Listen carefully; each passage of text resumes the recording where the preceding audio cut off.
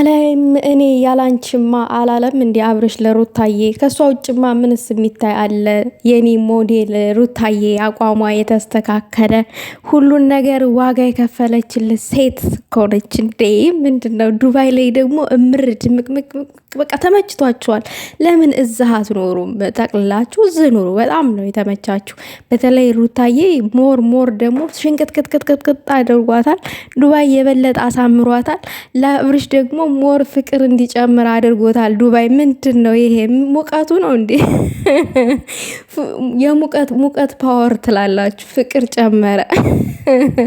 ለማንኛውም ፈታ ዘና እያሉ ነው። ይህን ሰሞን በቃ ለሩታዬ ጊዜ እየሰጣት ነው አብርሽ። በቃ ይሄ ነው የሚያምርባችሁ እንደዚህ በፍቅር ስትኖሩ ምናምን ነገር አሌለ።